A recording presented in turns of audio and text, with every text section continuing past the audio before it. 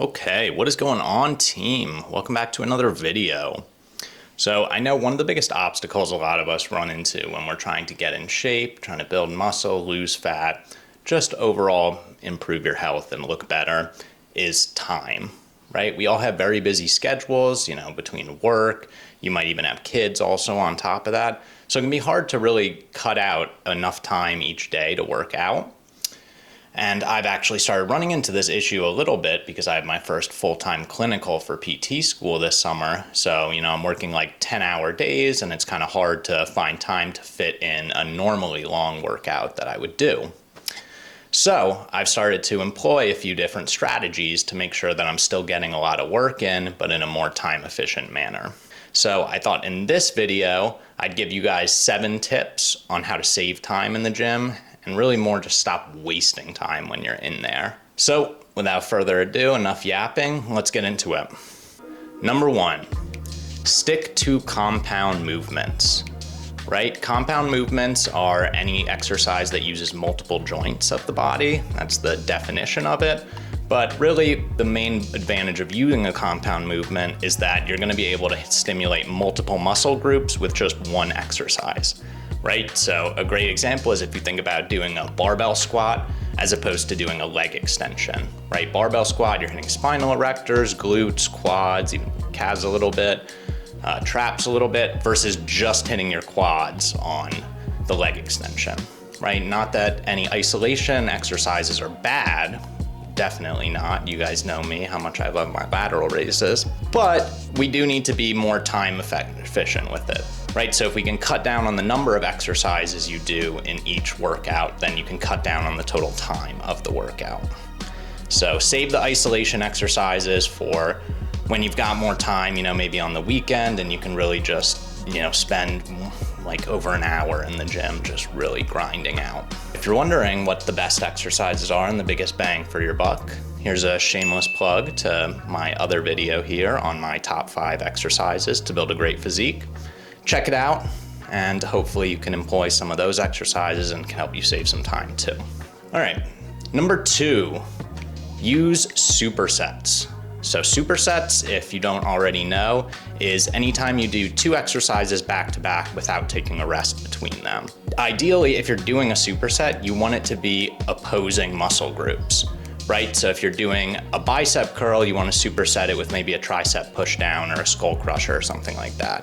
You don't want to do it for the same muscle groups because then you're going to already be so fatigued from the first exercise that you're not going to really get any advantage out of the second exercise, right? Like it wouldn't make sense to do a preacher curl and then immediately go into a cable curl, right? That cable curl set is useless. So supersets have been awesome.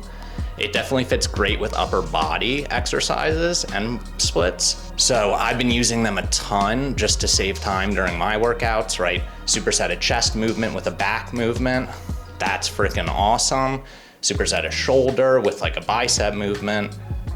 All great strategies. So I can definitely give more examples of it in another video if you want to know some of my favorite supersets, but that is going to be a lifesaver. And the reason it's a lifesaver also is because you're cutting down on your total rest times throughout the workout, right? Like if you're doing each exercise individually and resting 90 seconds between it, that adds up over time. But if you're doing 2 exercises for every 90-second rest, then you're getting a lot more work done a lot faster.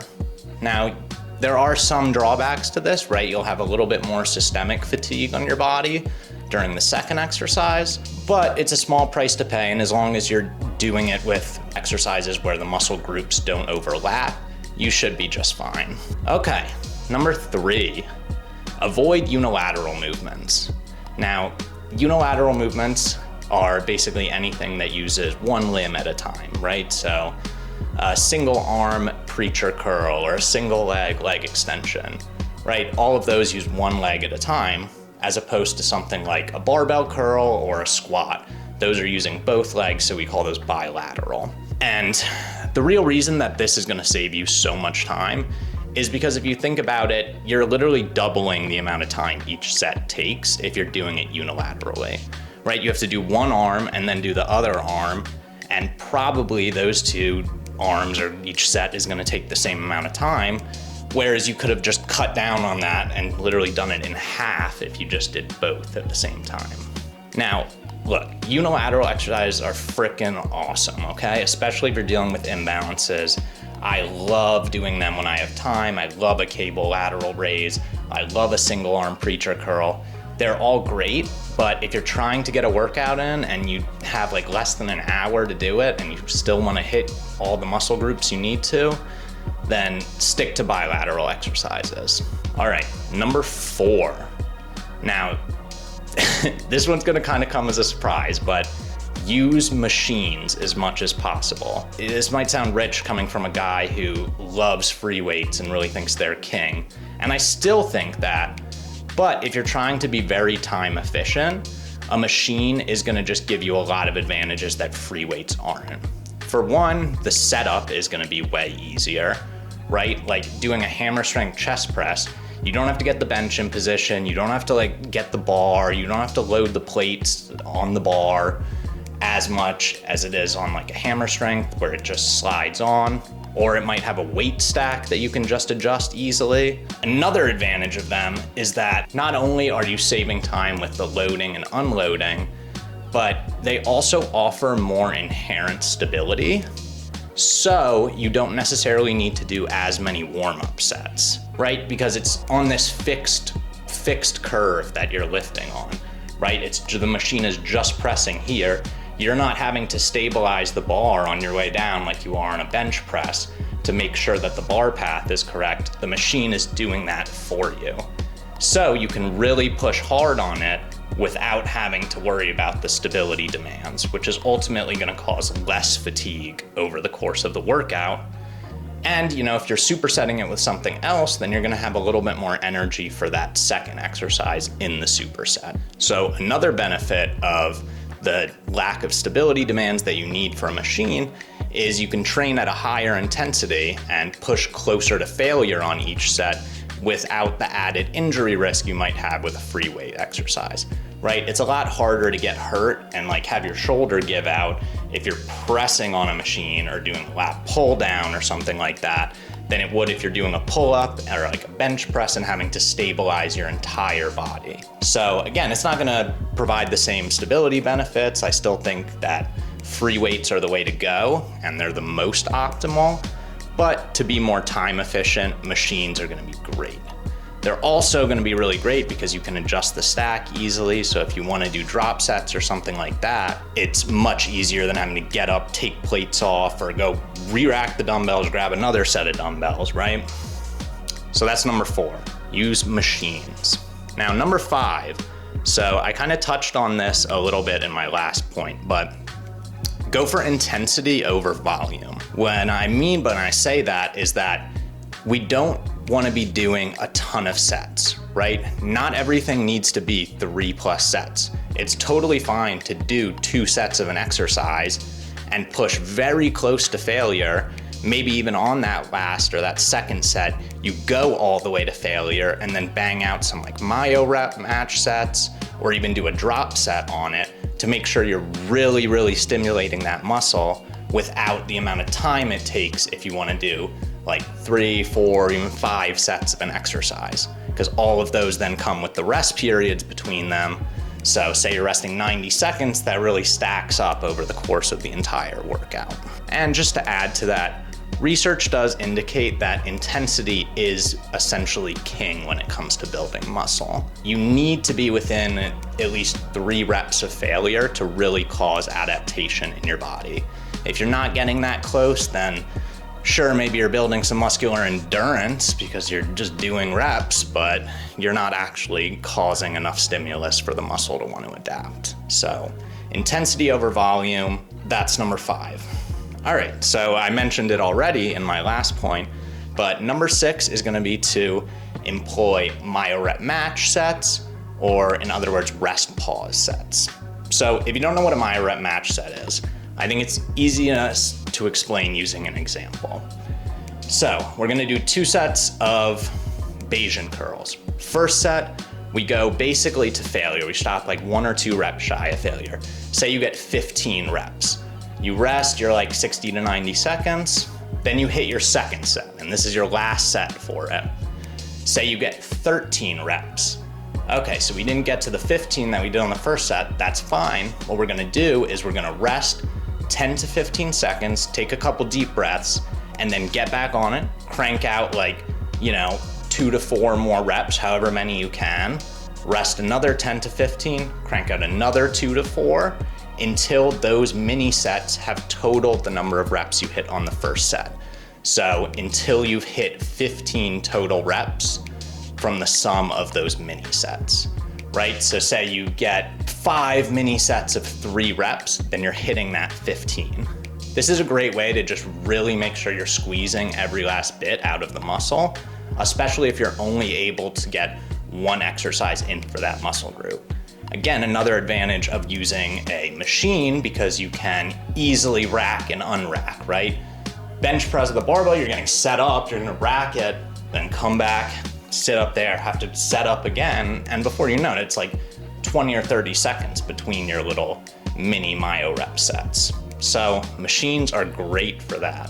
They're also a little bit safer if you're gonna do this. I wouldn't recommend doing it with any dangerous free weight like a barbell squat or the bench press, because going to failure on those is never a good idea in my opinion.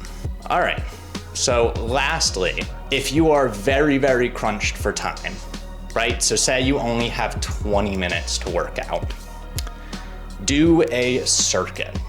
So we talked about supersets, how it's doing 2 exercises back to back. But now a circuit is essentially choosing 3 to 4 exercises to all do back to back, and then take a rest, or just see how many of those circuits, those rounds you can get within a specified time period.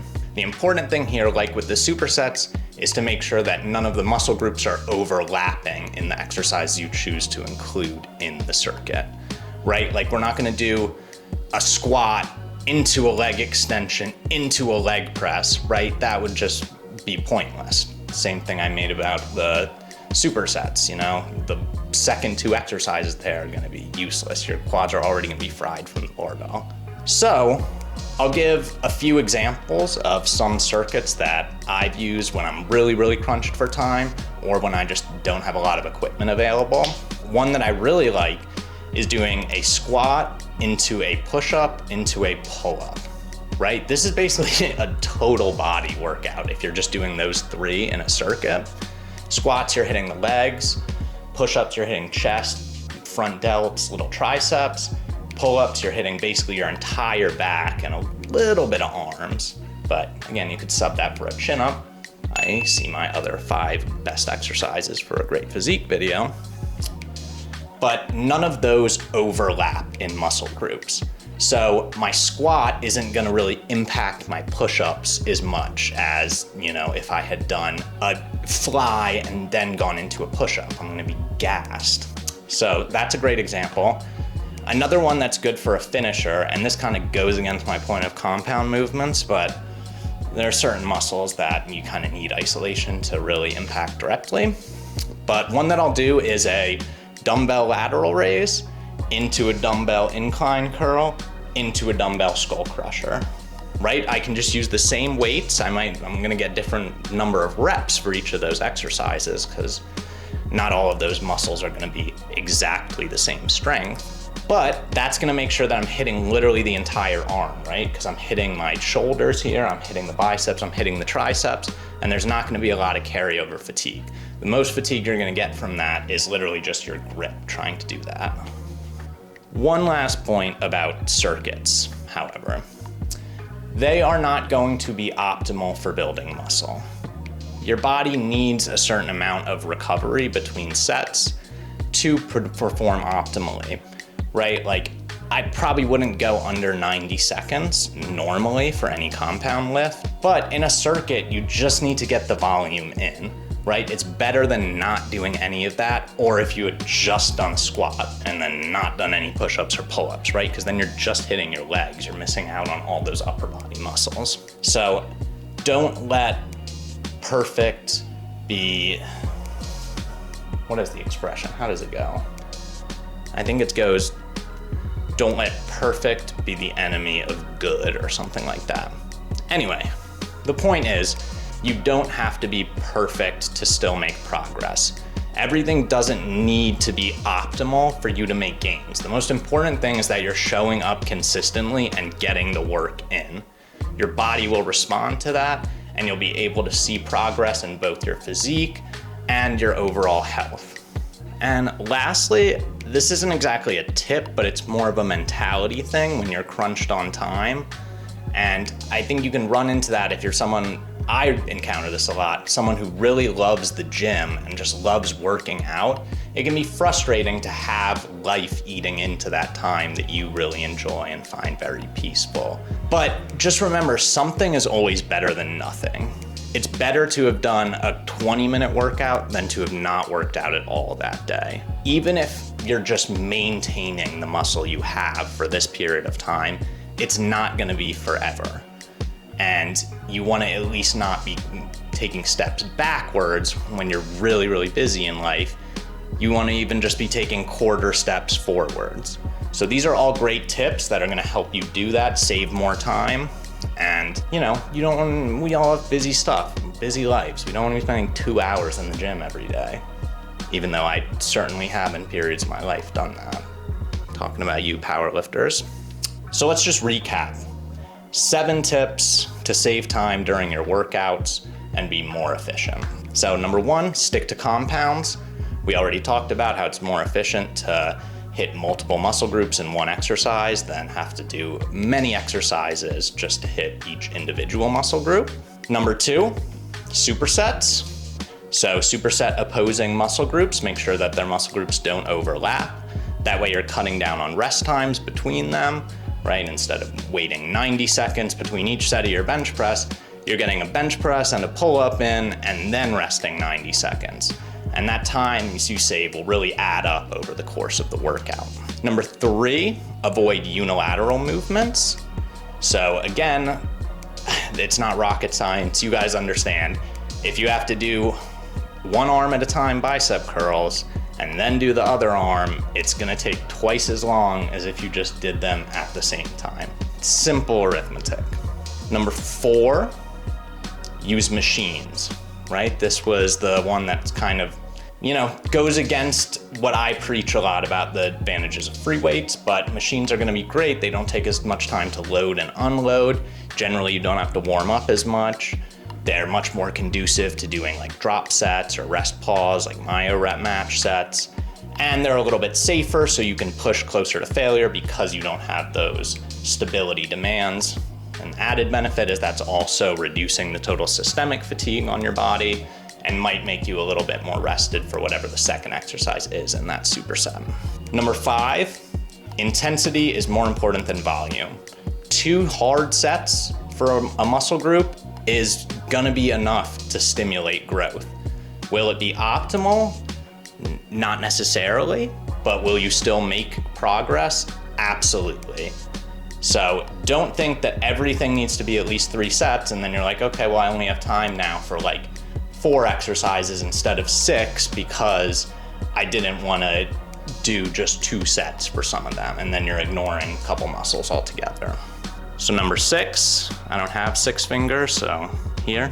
Number 6, myo rep match sets. I touched on that briefly in that last point, but essentially it's just a form of rest pause training that gets you more sets in that 3-ish reps from failure range, because you're basically hitting a bunch of mini sets to failure and you're gonna end up really fatiguing the muscle, which is exactly what we want when we're crunched on time. So mini sets instead of many sets. And then lastly, number 7, I guess I don't know if I'm dexterous enough for that, but number 7, if you're very crunched for time, do a circuit. Circuit is just doing like at least 3 exercises back to back. It's kind of like a mega superset, and you can either do it where you do like the whole circuit, rest 90 seconds, and then repeat the circuit, or you can do it where you just try to fit in as many rounds of that circuit in a given amount of time. Again, as always, like with the supersets, make sure the muscles don't overlap. That way you're not just doing exercises for the sake of doing exercises. But that's it, guys. that is my 7 tips for if you're crunched for time and just want to save time in the gym. So try to implement some of these if you're crunched on time, even if you're not crunched on time, just because then you can get more volume in. If you guys want help designing a split and a program that's going to be conducive to your time constraints and your busy schedule, just email the email below. It's gritworkfitness@gmail.com. And I'll get back to you and we can set up a time to talk and figure out what's going to work best for the both of us. So that's it, guys. Hope these 7 tips helped you. Let me know how it goes in the comments, or if you have any tips that you'd like to add, because I'd love to then share that and kind of build the community where everybody's learning from each other. But outside of that, like, subscribe, email me if you want personal training, and I'll catch you in the next one.